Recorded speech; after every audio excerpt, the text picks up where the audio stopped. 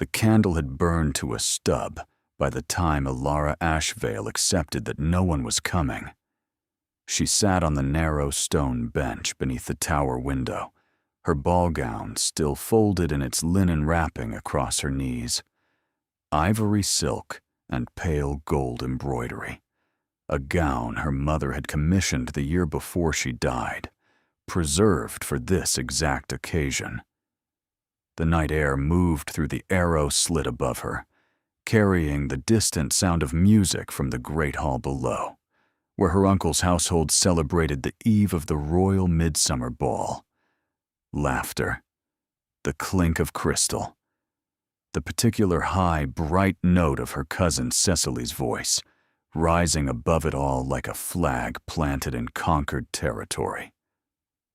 Elara pressed her fingers against the locked door and listened. 3 hours since Lord Aldrich Ashvale, her father's younger brother, her guardian these past 4 years, had turned the key himself. 3 hours since he had looked at her with eyes that held no apology and said simply, "Cecily must not have competition tomorrow night." 3 hours since the world she had quietly, carefully navigated, since her father's death had revealed itself for what it truly was, not a home, not a refuge, a trap she had been too trusting to see. She should have been afraid. She had expected to be afraid. Instead, she was furious. If you're enjoying this story so far, don't forget to hit the like button and subscribe. Drop a comment telling me where in the world you're watching from. I love hearing from you. Elara Ashvale had been underestimated so thoroughly for so long that it had ceased to sting and had become, instead, a kind of armor. She was 24 years old, which made her practically ancient by the reckoning of the marriage market. She was neither spectacular in beauty nor extraordinary in fortune, or so her uncle regularly reminded the world and anyone who would listen.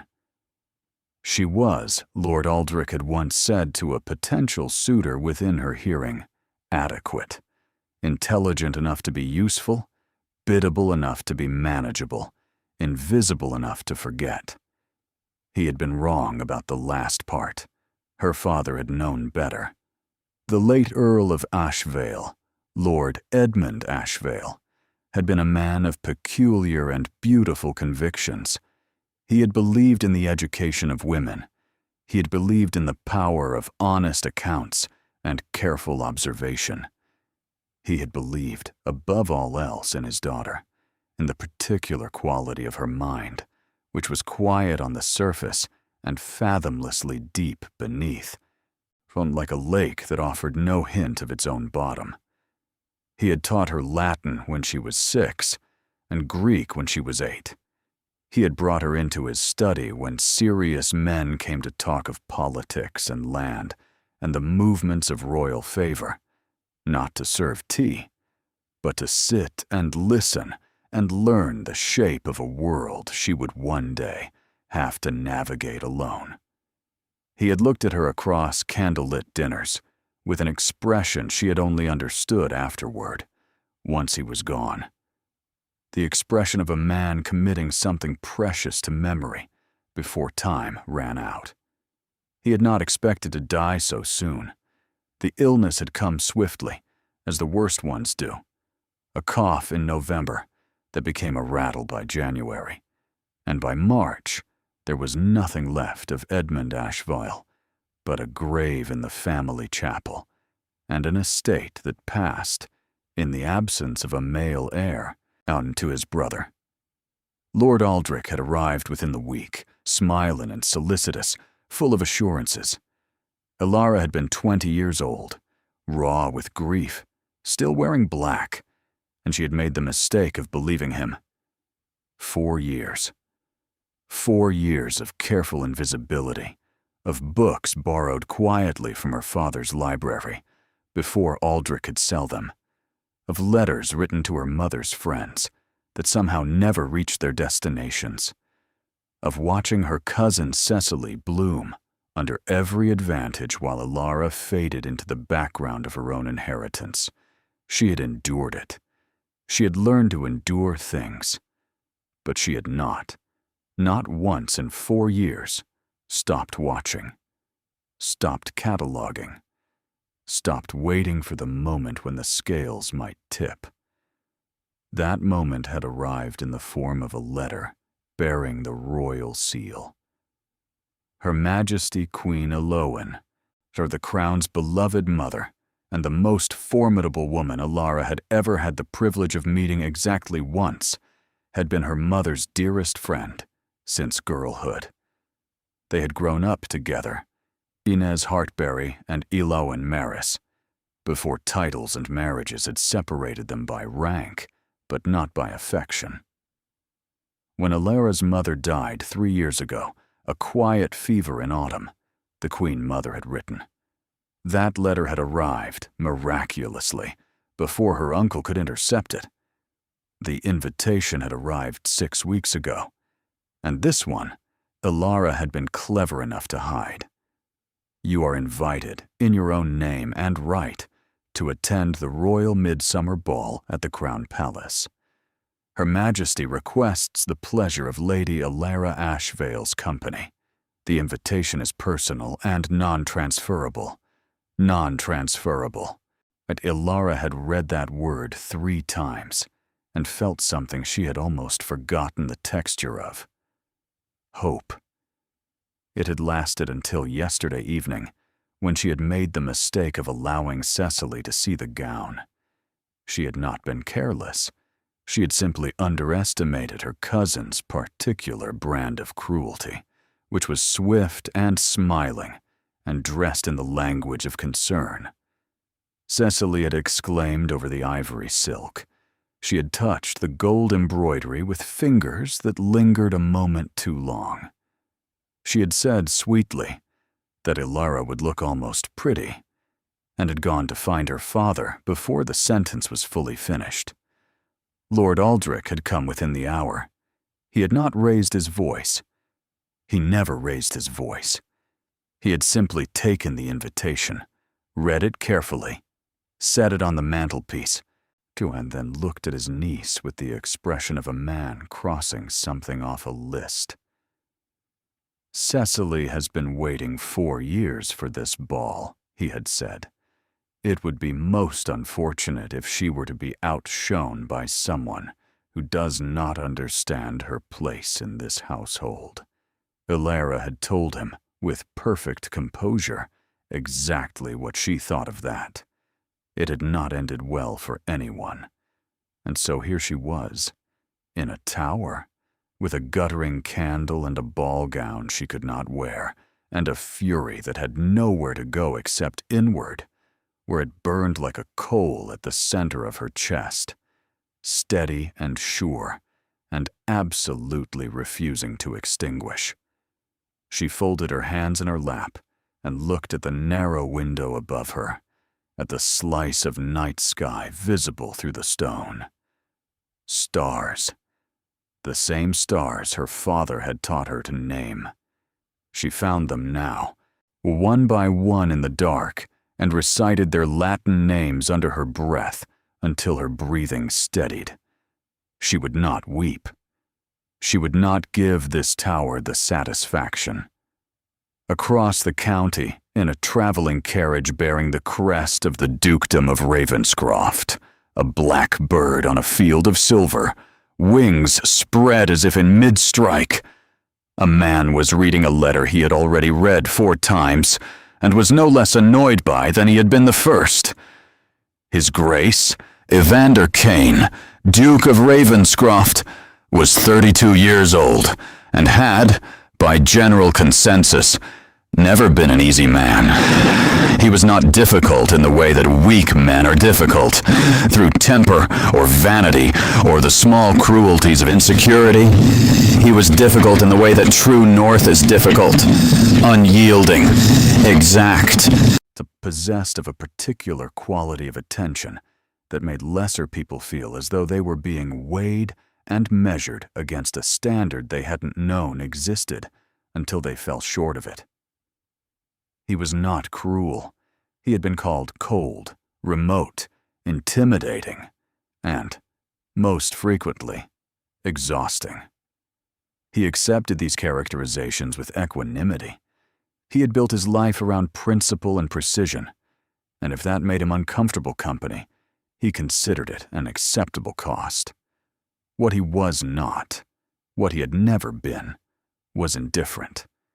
It was the thing people consistently misread in him. They saw the stillness and mistook it for absence. They saw the careful control and assumed there was nothing behind it worth controlling. They did not understand that the reason a man learned to contain himself so thoroughly was precisely because there was so much that required containing. Evander Cayne had become the Duke of Ravenscroft at 19, inheriting a title so ancient it carried its own gravity, and an estate so entangled in debt and neglect it barely resembled a legacy worth inheriting. His father had been a man of appetites, gambling, excess, the particular vanity of men who mistake charm for substance. By the time a riding accident removed him from the world, he had left behind a name considerably larger than the fortune attached to it. Evander had spent the following decade correcting that imbalance, methodically, quietly, without complaint. He had dismissed a household staff that had grown fat on mismanagement and rebuilt it with people who understood what honest work looked like. He had renegotiated every tenancy agreement on the estate, not in his favor alone, but in terms that made the land genuinely productive. He had sat in Parliament and done the unglamorous work of policy, the slow, grinding labor of turning good intentions into actual law, while his contemporaries spent their energies on spectacle and social maneuver. He had, in the process, become formidable. He had not, in the process, become happy. But that was a consideration he generally set aside for later, and later had a way of never arriving. The letter in his hand was from Her Majesty Queen Elowyn, and it was the third she had sent him this month, which was itself unusual. When Elowyn Maris had governed from the position of crown matriarch with extraordinary subtlety for 30 years. She did not repeat herself. When she did, it meant something. She was asking him to serve as escort to Lady Elara Ashvale at the Royal Midsummer Ball. The request was unusual in its simplicity. It was also, Evander understood, not merely a social arrangement. Between every gracious line, he detected the particular frequency of a woman who has been monitoring a situation from a careful distance and has finally decided that distance is no longer sufficient. He knew the name Ashvale. He had known Edmund Ashvale, not intimately, but as a man deserves to know another man who is honest in a world of considerable dishonesty. They had served on the same parliamentary committee for land reform, and they had disagreed pleasantly on several matters and agreed absolutely on others. Edmund had been the kind of man you looked at across a table and thought, I am glad he exists. The world is better for having him in it. Edmund Ashvale had died, and the world was correspondingly worse. Evander had attended the funeral. He had not thought to check on the daughter afterward. That omission sat with him now, uncomfortable and specific.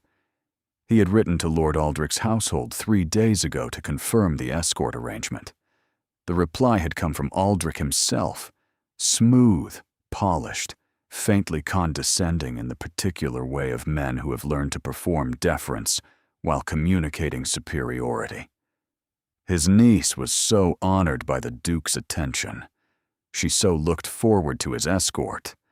The carriage should arrive by 8 in the evening. It was now 7:15.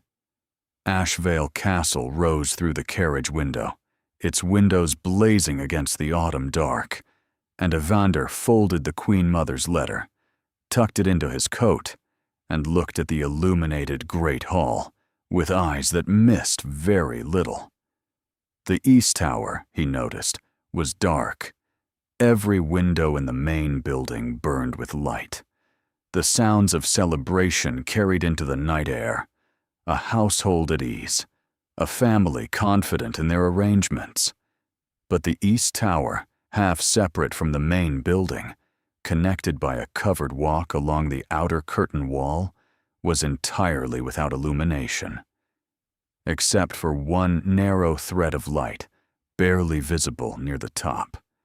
A candle in its final hours, glimpsed through an arrow slit too narrow to mean anything except that someone was there. So Evander descended from the carriage and was met at the entrance by Lord Aldrich Ashvale, who had arranged himself in the hall with the precision of a man who had calculated exactly how long he had before the Duke arrived and used every minute of it. "Your Grace," Aldrich bowed with the fluid ease of lifelong practice. "What an honor. I confess we did not expect you quite so promptly." "I'm generally punctual," Evander replied. "Is Lady Elara prepared to depart?"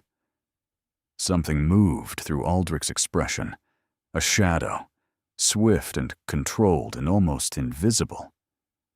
"I'm afraid," he said, shifting into tones of practiced regret, "that there has been an unfortunate development. My niece has been taken quite unwell this evening, quite suddenly. A fever, the physician believes." Evander looked at him. The look lasted perhaps 3 seconds and contained no perceptible emotion whatsoever. It was simply the look of a man who had spent 32 years developing a precise calibration for dishonesty and who was currently applying that calibration with full attention.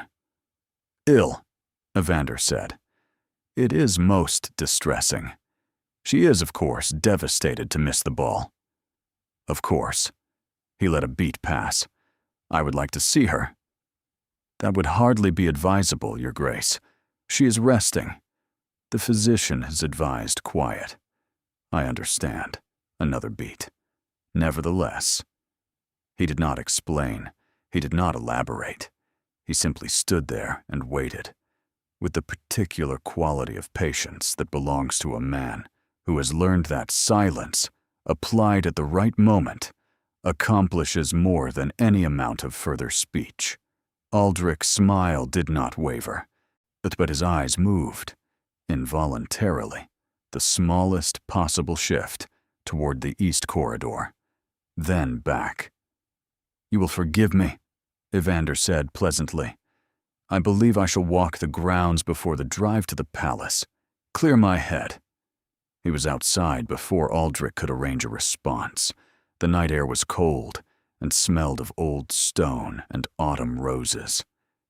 Evander walked with the unhurried pace of a man taking an evening constitution, which was not what he was doing at all.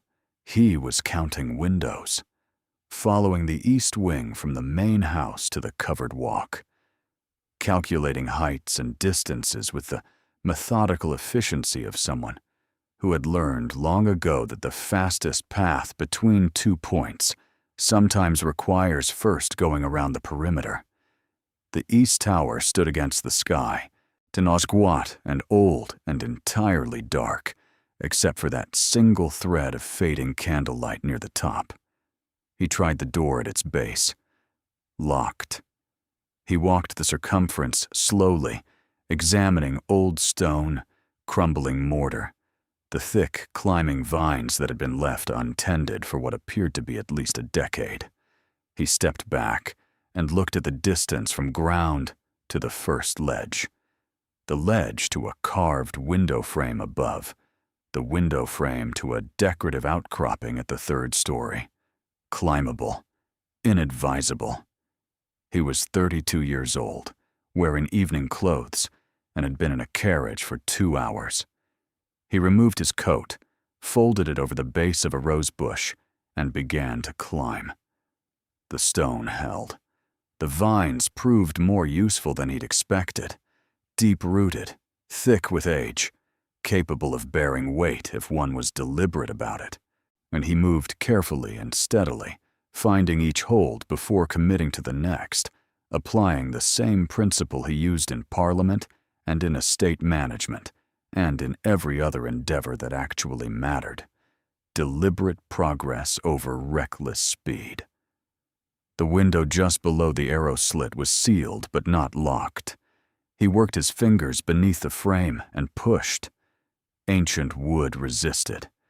He applied more force than elegance, and the window gave with a groan that seemed, in the stillness, to echo across half the county. He pulled himself through and landed on the stone floor in the particular manner of a man who has just accomplished something he will never, under any circumstances, describe to anyone with full accuracy. He straightened, adjusted what remained of his cravat, looked up. The candle burned from a stone shelf in the corner, low and guttering. On the bench beneath the window sat a young woman, a ball gown still wrapped in linen across her knees, her back straight as a plumb line, her eyes dark as winter water, absolutely steady, fixed on him with an expression that contained no fear whatsoever. Only assessment. Only the careful, unhurried intelligence of someone who has been waiting for something and is not yet certain whether this is it. She said, "You came through the window," he said. "The door was locked." "I am aware," she said, "that the door was locked. I have been aware of it for approximately 3 hours." Her gaze moved over him, cataloging with economical precision the state of his cravat, the dust on his waistcoat, the mortar on his left shoulder. "You have debris on your jacket." "Yes. And your neckcloth is—" "I am aware." A silence. Brief. Charged. Completely unlike any silence he was accustomed to producing in a room. "You are the Duke of Ravenscroft," she said. "Not a question. I was sent to escort you to the Royal Midsummer Ball. My uncle told you I was ill." "Yes. And yet you climbed the tower." Something shifted in those watchful eyes, not softening exactly, but adjusting, recalibrating. "Why?" Evander looked at her. Properly, the way he looked at things that required honest assessment. He saw a woman who had been through several hours of something genuinely difficult, and showed it only in the faintest shadow behind her composure, in the careful set of her hands on the gown she was still holding, as if she had not given up on wearing it. He saw fury converted, through what was clearly considerable practice, into something steadier, something more durable. He saw, most clearly of all, someone who had been sitting in a locked tower for 3 hours and hadn't wept. "Because," he said, "you were invited to the ball. You are not ill. And whatever your uncle's reasons, they are not sufficient." She studied him for another moment. Then she stood, the gown still held against her chest. "Can you get us both down?" "Yes. The ball begins at 9. We have less than an hour." "I am aware." She nodded once, the decision made and discarded onto the pile of decisions already made tonight, and moved toward the window with the step of someone who had been waiting for precisely this moment and was not inclined to waste it. He caught her arm gently before she reached the frame. "There is a passage." He had noticed the outline of a door while climbing, set into the tower wall, half obscured by a tapestry, rehung with insufficient attention. "It connects to the covered walk, rather more appropriate for a ball gown than the window." She looked at him. Something moved across her face, the first thing that resembled, however distantly, humor. "You found the passage," she said slowly, "and still came through the window. The passage might also have been locked, I wanted to confirm the situation before committing to a plan. That is, she said after a pause, actually quite sensible. Most things I do are sensible, given adequate information. She considered this. We will need adequate information about each other before tonight is over. I don't know you. You don't know me. And we are apparently about to walk into the Royal Midsummer Ball together under circumstances that will require considerable coordination. Agreed. He crossed to the tapestry, found the door, tried the handle. It opened. Of course it did. The passage had been the answer all along, simple and available, and requiring only someone willing to look for it, rather than assume it couldn't exist. We have 40 minutes in the carriage. Lady Elara Ashvale looked at the open passage, looked at the gown in her arms, looked at the Duke of Ravenscroft. Cravat destroyed, evening coat abandoned at the base of the tower wall, mortar on his shoulder, expression perfectly composed, as though nothing about the last 20 minutes had been in the least unusual, and made a decision. She walked through the door. Evander followed. Behind them, the candle gave one last flicker and went out.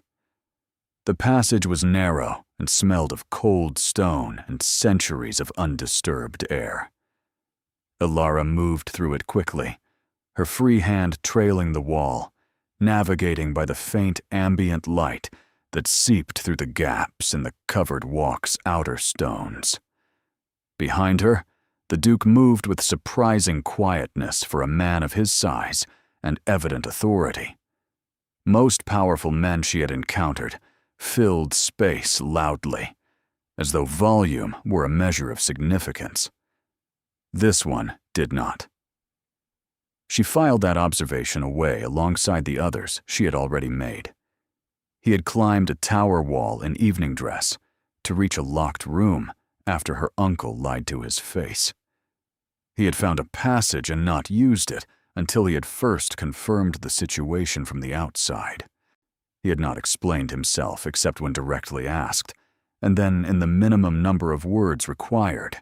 He had not, at any point, treated her as though her 3 hours in a locked tower were anything other than a reasonable problem requiring a practical solution. She was not accustomed to being treated that way. The passage opened, as he had predicted, into the covered walk along the outer curtain wall. From there, it was a short distance to the inner courtyard, which was blessedly empty at this hour. The stable staff occupied with horses, the household staff occupied with the celebration in the great hall, and Lord Aldrich Ashvale occupied, she devoutly hoped, with explaining to his own reflection why he had thought tonight's plan was a good one. The Duke's carriage waited in the outer courtyard. His coachman, unto his considerable credit, registered the state of his employer's attire and the presence of a young woman carrying a ball gown with an expression of complete professional neutrality. Evander retrieved his coat from the rose bush. It had gained 2 new creases and a fragment of bark, shrugged it on, and held the carriage door for her. She stepped inside. He followed. The carriage moved. For a moment, neither of them spoke. The night rolled past the windows, dark and ordinary, and completely indifferent to the fact that Elara Ashvale was sitting in a duke's private carriage on her way to the Royal Midsummer Ball, wearing a borrowed cloak over her traveling dress, with 40 minutes to change into ivory silk and rearrange her hair and remember how to exist in the world as something other than a woman locked in a tower. She looked at him across the interior of the carriage. He was looking at her with the same quality of attention he had used in the tower. Patient, precise, giving nothing away. "You said we should exchange adequate information," he said. "I did. Then I will begin. He settled back, his posture formally correct, despite the general state of his evening wear. My name is Evander Cayne. I have been the Duke of Ravenscroft for 13 years. I knew your father. I have been asked by Her Majesty Queen Elowen to escort you tonight, and I believe she did not make that request without reason. I suspect she has been worried about you for some time. He paused. Your turn. Elara looked at him for a moment. Then she said, My name is Elara Ashvale. I'm 24 years old, and have spent 4 years being systematically erased from my own life by a man who controls everything except my name and my mother's memory.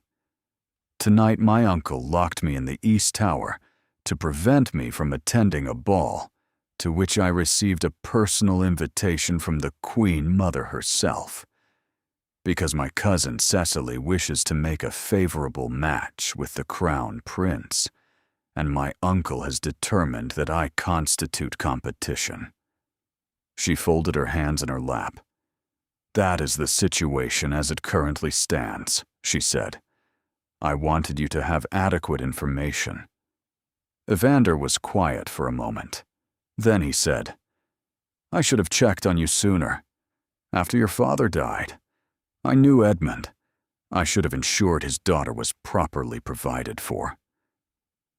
You had no obligation to. No, but I would have wanted someone to do it for me. Something shifted briefly in his expression, a door opening very slightly, then closing again. I'm sorry that no one did. Elara looked at him. The carriage lantern cast warm light across the angles of his face, the sharp jaw, the eyes that held some quality she didn't yet have a name for, something contained and watchful, and beneath that, something considerably less certain. Thank you, she said. And then, because she had spent 4 years being invisible, and she was done with it. I intend to make the most of tonight. Whatever happens, I will not be invisible again. Not after this.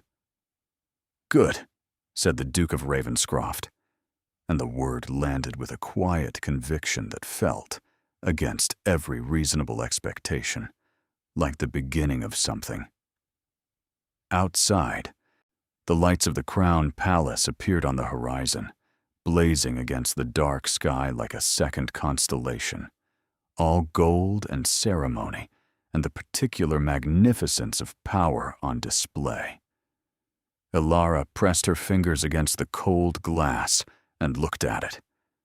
Her father had told her, once, that the most important thing a person could carry into any room was the knowledge of their own worth, not arrogance, not performance. Simply the quiet, unarguable certainty of what you were. She had lost that certainty somewhere in 4 years of careful erasure. She was beginning to think she might find it again. The carriage rolled toward the palace gates. Beside her, the Duke of Ravenscroft said nothing further, but he did not look away, and the silence between them was not empty. It was full of something neither of them had found words for yet, something that had begun, perhaps, the moment a man in evening clothes climbed a castle wall in the dark and pulled open a window to reach a woman who had already decided not to be defeated. Some beginnings, Elara thought, looking at the palace lights, are unmistakable, even when you do not yet understand what they are the beginning of. The Crown Palace in midsummer was an act of deliberate magnificence. Every window blazed.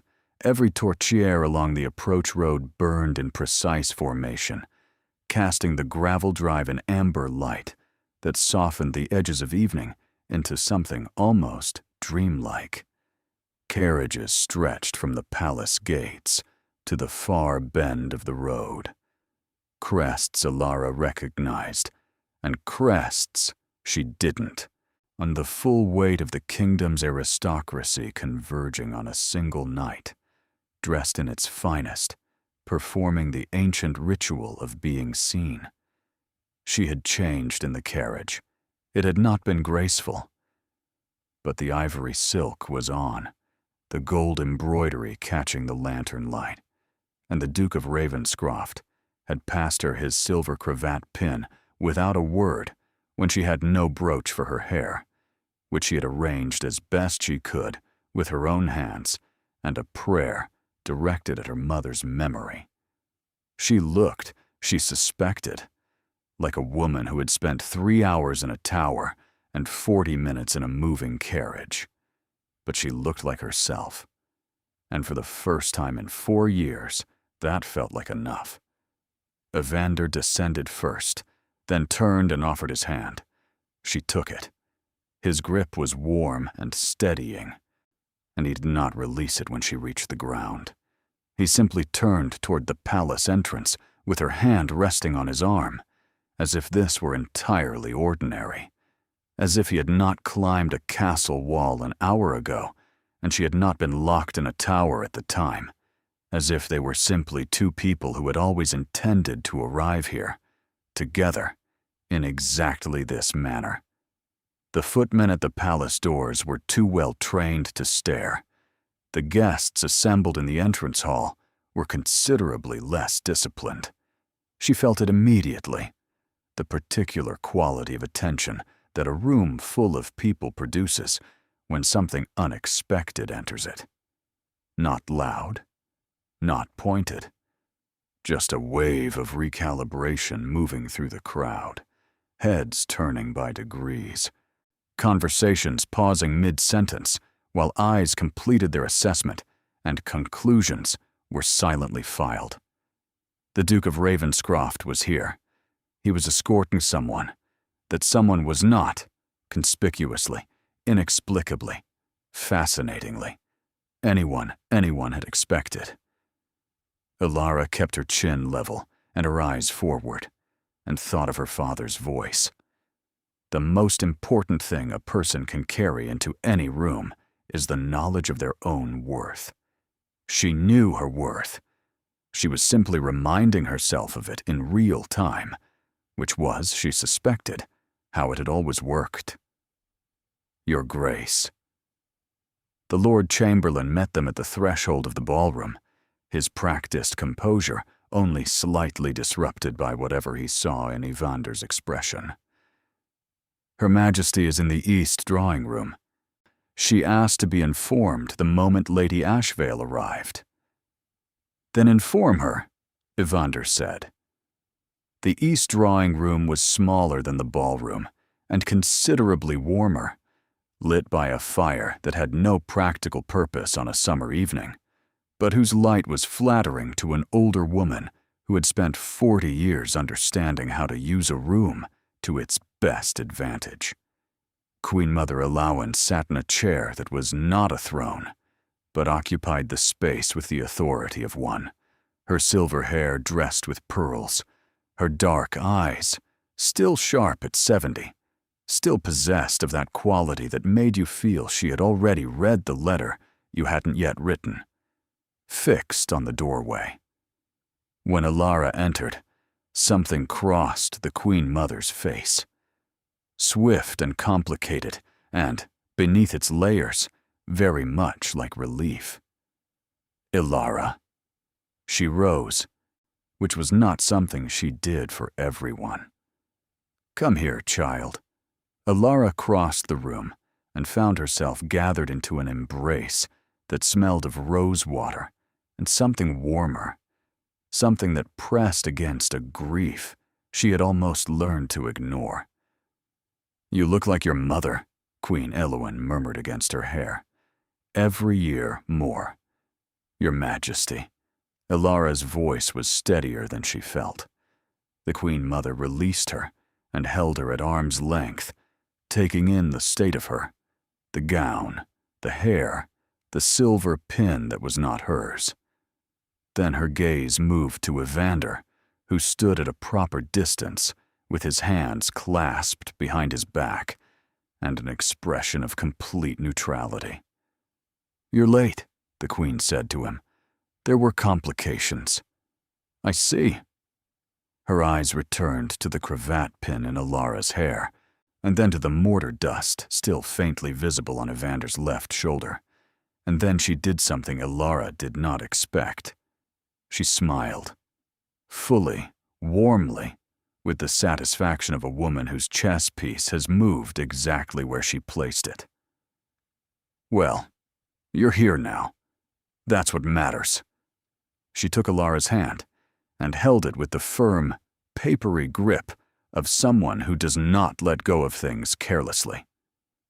Your uncle will have arrived by now, she said, her voice dropping to the register of a private conversation. He sent word this afternoon that you were unwell. I had already sent mine to Ravenscroft, so I was not particularly concerned. A pause. I have been watching your situation for some time, my dear. I should have acted sooner. Forgive an old woman her caution. There is nothing to forgive, your Majesty. There is a great deal to forgive, but we will address it in time. The dark eyes sharpened. Tonight, you will enjoy this ball. You will be introduced. You will be seen. And no one will be permitted to make you small. It was not a comfort. It was a directive. Elara recognized the difference and was grateful for it. She looked again at Evander across the room and found him already looking at her and quickly away.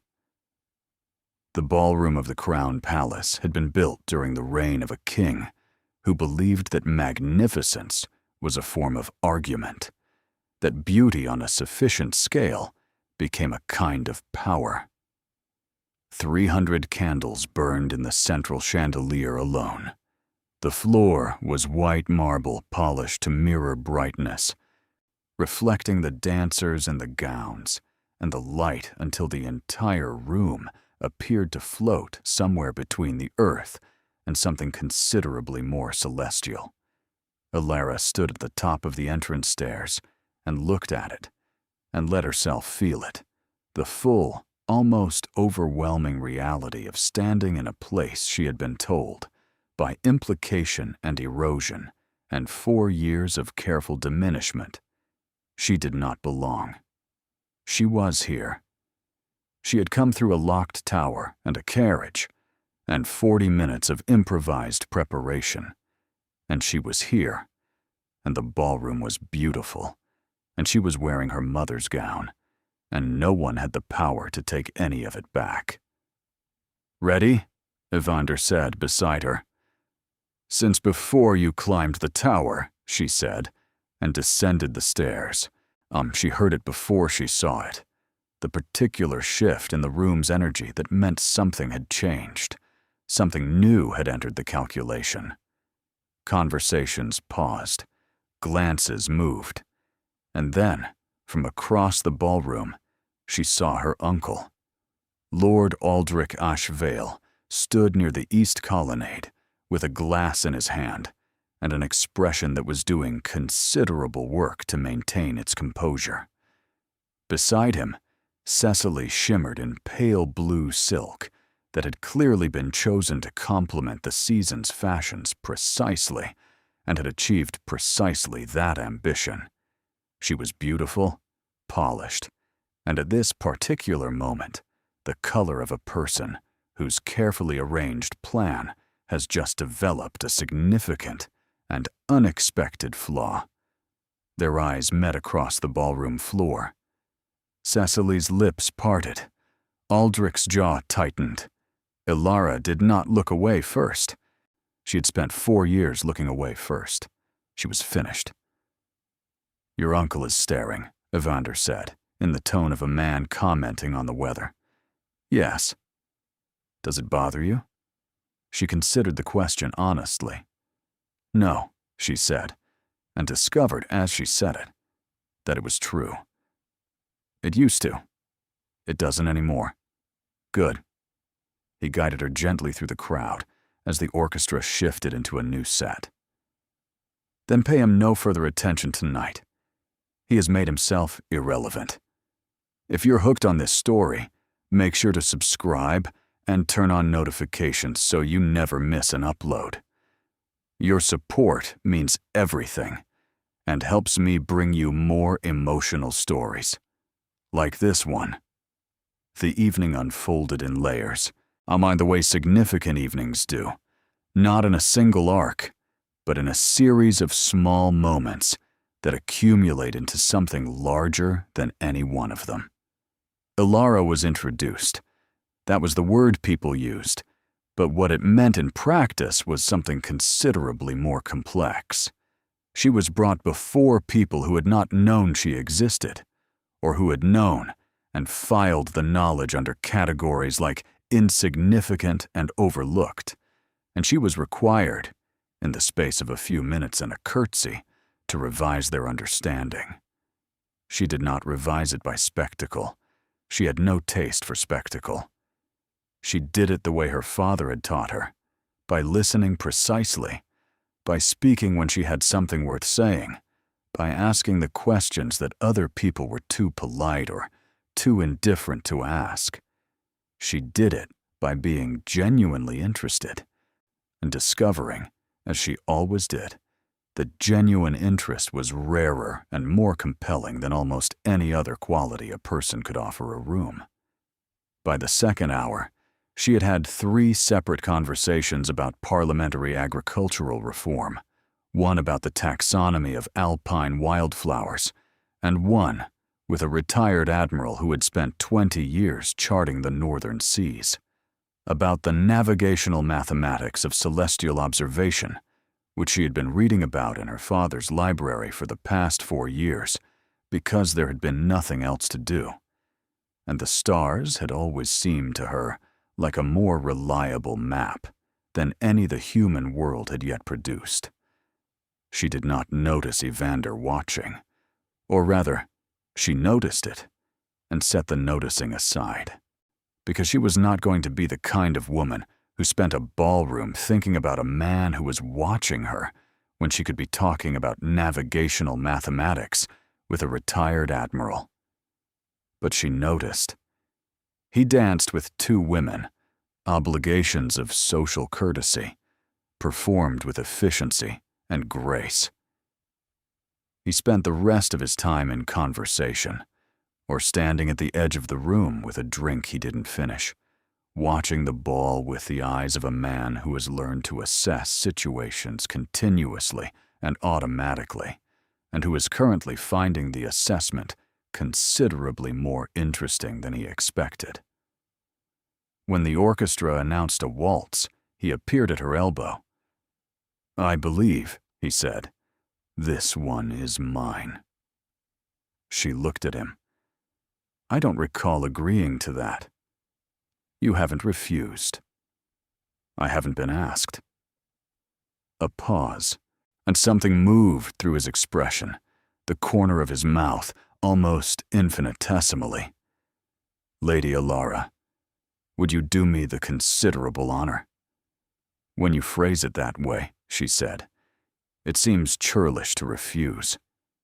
She had waltzed before, in the years before her father died, in the years when she had been allowed to be young and present and fully herself in rooms that considered her welcome. She had waltzed before, but not like this. Not with a hand at her waist that held her as if she were something worth holding. Not with a partner who moved with the same quality of attention he brought to everything else. Deliberate, unhurried, absolutely precise. They did not speak immediately. The music was too large for anything small, and whatever was between them in that space, the width of a gloved hand, the distance between his shoulder and her eye level, was too full of things neither of them had named.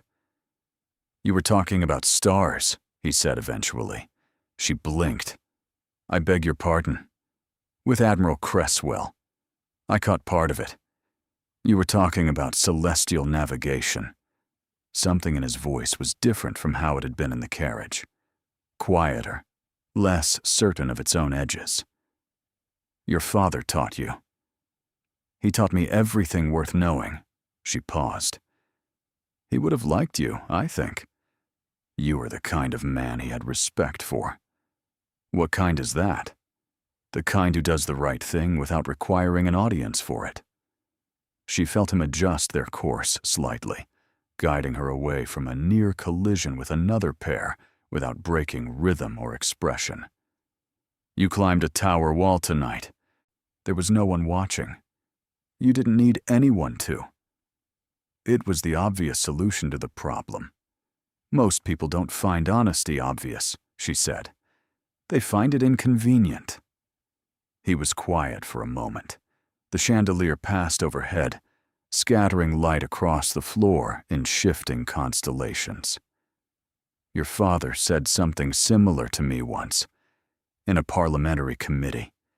He said that the measure of a man's character was not what he did when the room was full, but what he did when it was empty.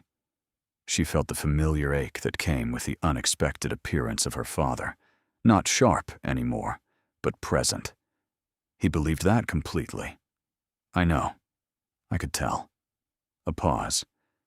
I am sorry, Lady Elara, that he is gone. That you have been left as you have been left. It is an injustice I should have seen sooner. Stop apologizing for things that were not your fault. It isn't an apology. It is an acknowledgement. His voice dropped, barely perceptible beneath the music. There is a difference. She looked up at him then, something she had been carefully not doing for most of the dance, because the distance felt safer, felt more manageable. At close range, he was considerably more difficult. The pale eyes were not cold, she realized. They had never been cold. They were simply the eyes of a man who had learned not to broadcast what he felt, and who was, at this particular moment, losing his grip on that discipline by degrees so gradual he might not yet have noticed. There is a difference, she agreed. The waltz ended. They did not move apart immediately, and for one moment, half a breath, unsuspended, the room existed at a very great distance. Then the music changed, and the moment released them, and the world came back.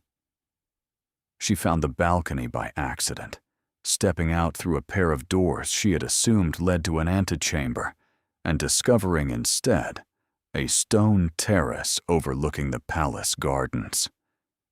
The night air hit her like cool water after the heat of the ballroom, and she stood for a moment, simply breathing it, her hands on the balustrade, looking at the formal gardens arranged below in the silver light of a nearly full moon. The footstep behind her was quiet enough that she might not have heard it, except that she had learned, in 4 years of living in a house that did not welcome her, to hear everything. She did not turn. If my uncle has sent you, your uncle, said Evander's voice, has been engaged for the past 20 minutes by the Lord Chancellor, who wishes to discuss something I may have arranged for precisely that purpose. She turned then. He had followed her from the ballroom and stood in the doorway, one hand still on the frame, as if he hadn't entirely committed to the balcony and was leaving himself the option of retreat. She noted this. She filed it alongside the other things she was noting about him, which had become, over the course of the evening, a rather substantial collection. You arranged it, she said. The Lord Chancellor owed me a favor. He moved to the balustrade, standing a proper distance away, his elbows on the stone, looking at the garden below. The ballroom light caught his profile from behind, the sharp jaw, the straight nose, and the quality of stillness that she had stopped mistaking for absence. You looked like you needed air. I did, she admitted. It is a great deal of room, after 3 hours in a very small one. Something tugged at his mouth. I imagine the contrast is significant. You imagine correctly. She looked at the garden, at the geometry of the formal beds, and the silver line of the reflecting pool. It is beautiful, all of it. But it is also very much. Yes, he understood that. She could tell. The first time I attended an event of this scale, after my father died, I stood in an anteroom for 20 minutes, telling myself there was a reasonable basis for fear. She looked at him. Were you afraid? Comprehensively. I was 19 years old, and everyone in the room wanted something from me that I was not certain I could provide. He paused. I have become considerably better at managing it. Is that what you were doing in the carriage? She said, before she could stop herself. In the tower? Managing it? No. The answer was immediate, unguarded in a way his answers rarely were. He seemed to notice, and a careful quality returned to his voice, though not entirely. In the tower, I was solving a problem. In the carriage, I was... He stopped. I was less certain what I was doing. The garden was very quiet. Somewhere below, a nightingale was singing, which seemed to Elara either very romantic or highly inconvenient, depending on which direction the evening was about to go. My uncle will say things tonight, she said. If he cannot prevent me being here, and he will work to define how I'm perceived. He will be careful about it. He's always careful. She felt the familiar, careful anger in her chest, familiar enough now to work around. He will imply that I am unstable, that the tower was my own choice, some episode of nervous trouble. He will say it with great concern and a great deal of sadness. I know. And people will believe him. Many of them will believe him, because it is easier to believe the familiar explanation than the uncomfortable one, and because my uncle is very accomplished at being believed. Some will believe him, Evander agreed. Some always will. He turned then and looked at her directly, in the way he had in the tower, that precise, unhurried, absolutely honest attention. But not everyone, and not the people whose belief matters. You cannot know that. I can, he said, because I will tell them otherwise. She felt the air change, not the temperature. The temperature of the night was perfectly unchanged, but something in the space between them, in the weight of the moment. Evander. His name came out before she could consider it. She saw something flicker in his eyes at the sound of it. Surprise. And beneath the surprise, something that didn't have a name yet. What exactly are you proposing? I'm not proposing anything. He straightened from the balustrade. I am telling you what is true. Whatever your uncle says tonight, I will contradict. Whatever impression he attempts to manufacture, I will dismantle. I've been doing it quietly all evening in any case. She stared at him. You have. You were not the only one having conversations at this ball, Lady Elara. Something dry moved through his voice. I had several of my own. About the particular quality of Lord Aldrich Ashvale's guardianship. About the somewhat irregular circumstances of his brother's will. About the surprising nature of certain of his financial arrangements. He paused. My solicitor has been thorough. She felt the ground shift beneath her feet in a way that had nothing to do with the stone terrace, and everything to do with the realization that this man had spent the weeks before tonight preparing something she hadn't known he was preparing, had been quietly, methodically, building a case with the same deliberate patience he brought to everything that mattered. You've been investigating my uncle, she said. I have been gathering information.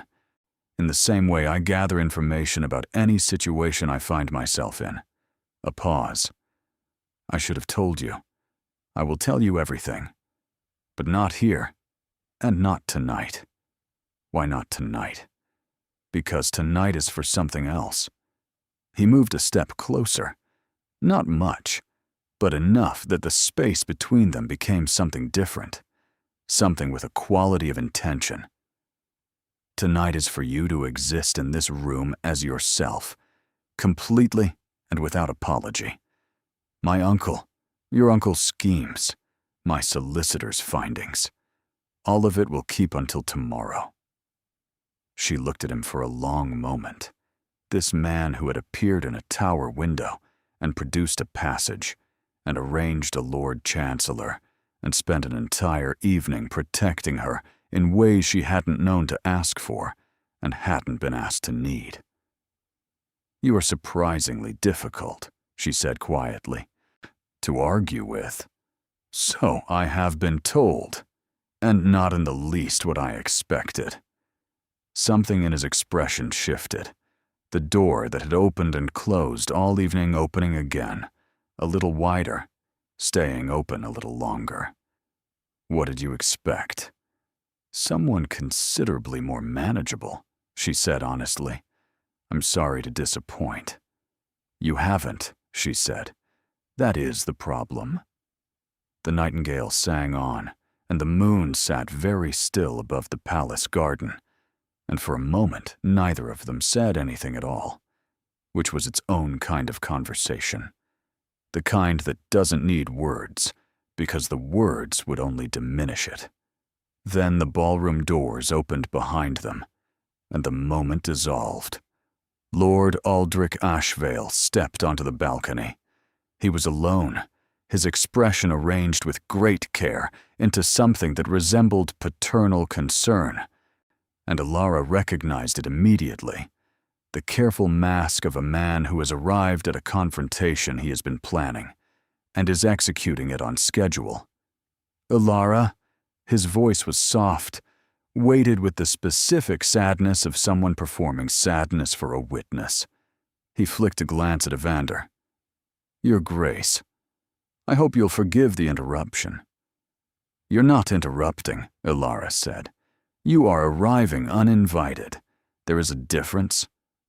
Aldrich smiled, the smile of a man who is not surprised by resistance and has prepared for it. I only want to speak with my niece, privately, if possible. There are things she deserves to know. She may know them in my hearing, Evander said, or not at all. A beat of silence. Aldrich's smile remained perfectly calibrated. Very well. Your Grace, I wonder if you understand the full situation regarding my niece. She is a young woman who has suffered a great deal. Her father's death affected her deeply. More deeply, perhaps, than she has allowed herself to show. There have been episodes, periods of distress, of confusion. He paused with practiced timing. The tower tonight was not my doing. My niece has been experiencing a difficult time of late. I locked no door. She locked it herself. The lie was delivered with flawless grief. For a moment, the sheer audacity of it stopped Elara's breath. Then Evander spoke. Lord Aldrich. His voice was perfectly level, perfectly calm, and contained beneath its surface the quality of deep water, still on top and absolutely implacable below.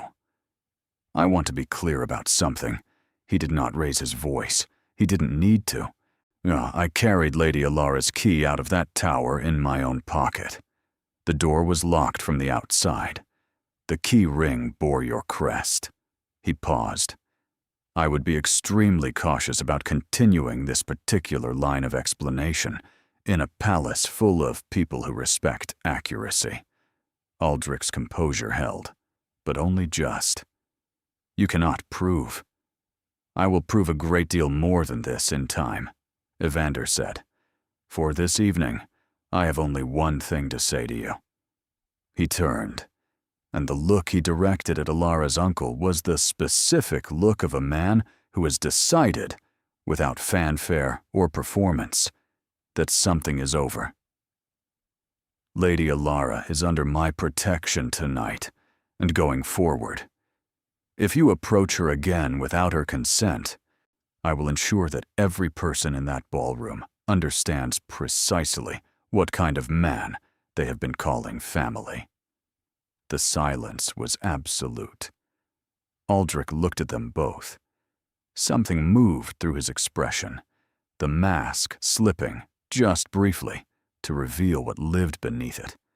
Not sadness, not concern.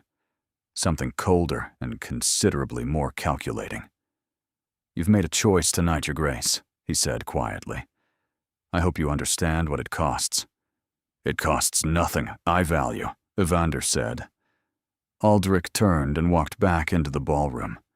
Elara stood very still on the stone terrace, in her mother's gown, with a silver pin borrowed from a duke in her hair, and felt the full weight of what had just happened settle through her like something long suspended, finally finding solid ground. "He will not forgive that," she said. No. He'll do something. He always does something when he's been outmaneuvered. He'll find a lever." She turned to look at Evander and found him watching her with that quality of attention that still, even now, made her feel the specific and unfamiliar sensation of being fully seen. "You have made yourself a target tonight by defending me." "Yes. That was reckless. Possibly. You don't seem troubled by it." "I'm not." He said it simply, without performance. "I told you in the carriage that I would tell you everything. I will. But I want you to know this first, before whatever your uncle does next, before whatever complications follow." He stopped, briefly, as if choosing the precise and honest words instead of the easy ones.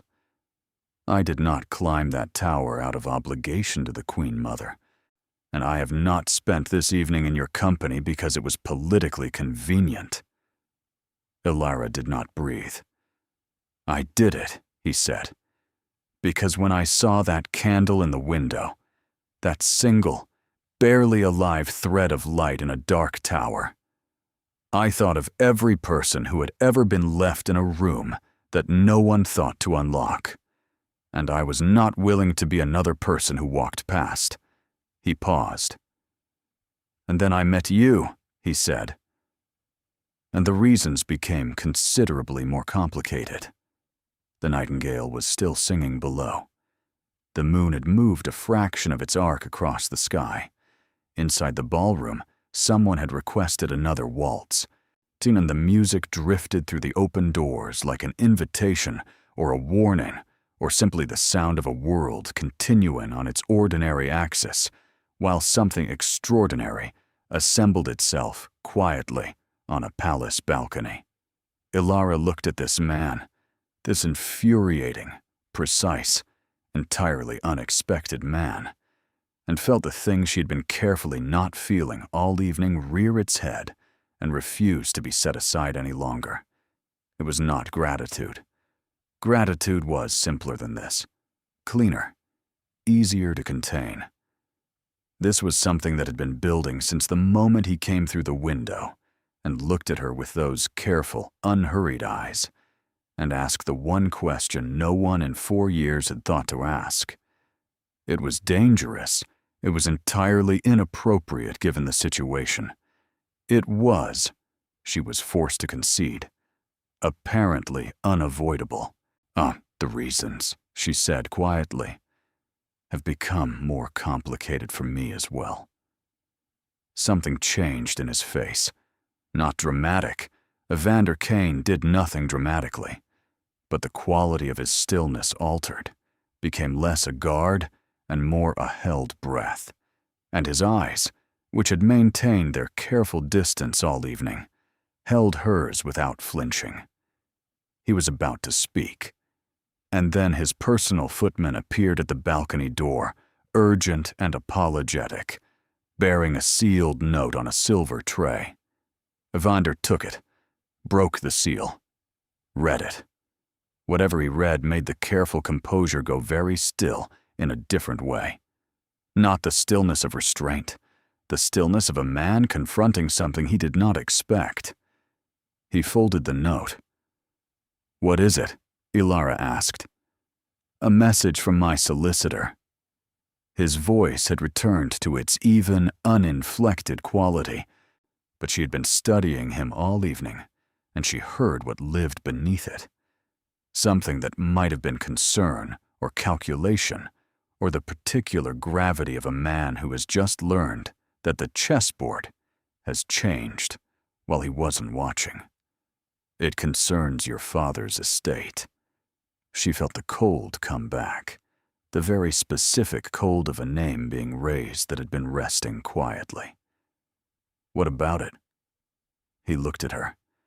In his expression was honesty she didn't yet have the full context to read.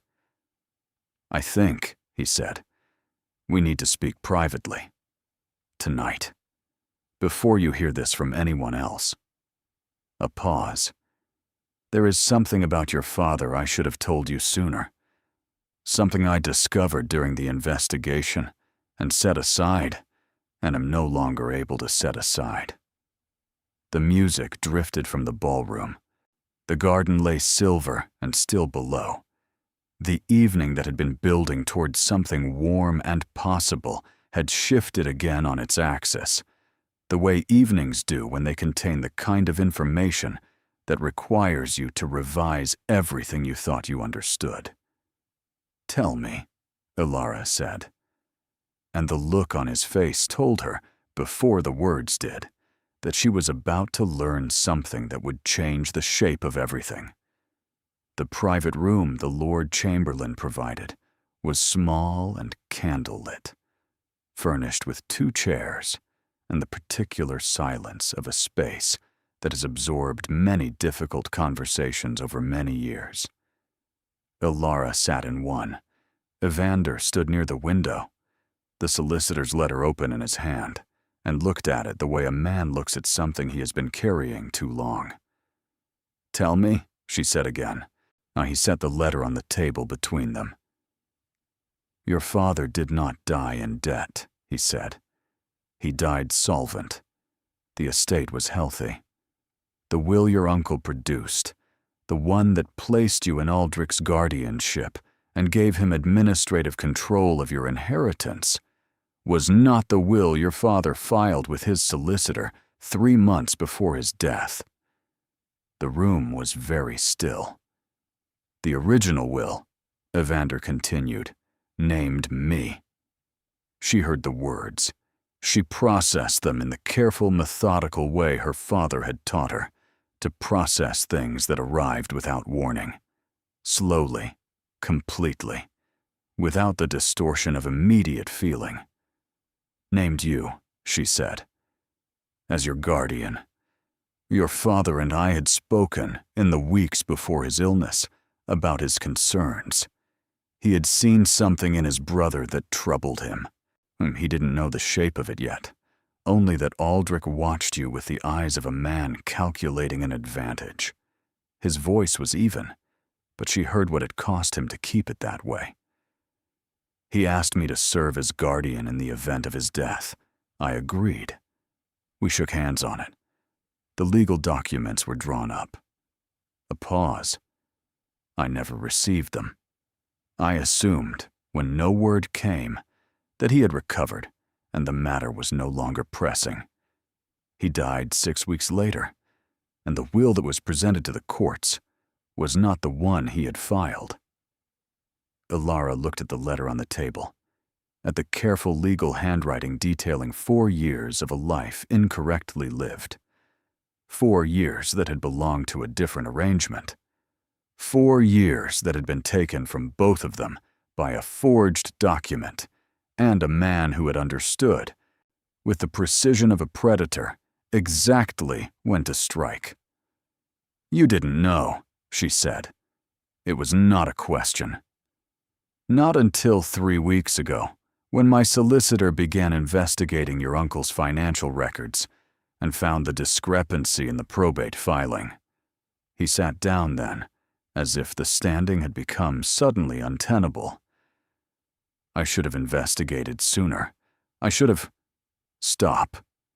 She said it quietly, but with the particular firmness she had been cultivating for 4 years. You have said that before, about not checking on me sooner, about not acting sooner. I told you to stop apologizing for things that were not your fault, and I meant it. She met his eyes. Your guilt is not what I need from you right now. He looked at her. What do you need? He asked. She thought of 4 years, the careful erosion of her, the locked doors and the intercepted letters, and the slow, patient campaign of a man who had understood that the most effective way to steal something was to make the person you were stealing from believe they had never owned it. She thought of her father, who had seen it coming and had tried to protect her, and had been outmaneuvered by death and a forged signature. She thought of a candle burning low in a tower window, a man on the other side of a wall deciding to climb. I need the truth, she said. All of it. Whatever your solicitor has found. Whatever can be proven. Her voice was steady. And then I need to decide what to do with it. The will can be contested, Evander said. The original filing exists in the solicitor's records. Aldrich's forgery was skilled but not perfect. So there are enough irregularities that a competent barrister, and I employ several, could dismantle it entirely. He paused. Your estate would be restored, your guardianship rendered legally void. Aldrich would face prosecution. And Cecily? He looked at her. Something in his expression shifted with what she recognized as genuine respect. She was not party to it, as far as we can establish. She is her father's victim as much as you are. Shaped by him, used by him, pointed at a future she did not choose. He paused. That will be for you to decide, how you wish to proceed regarding her. Elara folded her hands in her lap and looked at the candle between them and thought about Grace. Her father had believed in it, not the performance of it, not the kind deployed for an audience, but the real kind. The kind that cost something. The kind that was chosen rather than instinctive. Cecily is not my enemy, she said finally. She is simply someone who was never taught to be anything other than what her father needed her to be. A pause. I understand that rather well. The silence that followed was the kind that happens after something true and difficult has been said, and both people in the room understand its full weight. Then Evander spoke. Elara. Her name in his voice, without the title, without the careful formal distance, was its own kind of statement. I want to be honest with you about something that has nothing to do with solicitors, or wills, or your uncle's crimes. He stopped, started again. I came tonight because the Queen Mother asked me. But I stayed, on that balcony, in this room, in every conversation this evening, because of you. Because you are the most quietly formidable person I have encountered in 32 years of encountering people. Something broke open in his voice, not much, just enough. And I am aware that this is an impossible moment for such a confession. I am aware that you have just learned something that reshapes the last 4 years, and that you deserve time and space and the full attention of your own mind before anyone asks anything of you. He met her eyes. So I'm not asking. I'm only telling you what is true, because you asked for truth, and I intend to give you all of it.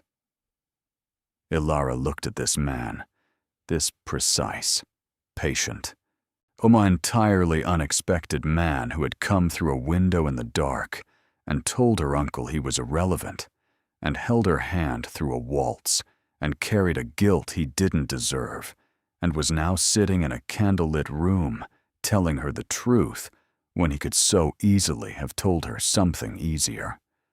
She reached across the table and covered his hand with hers.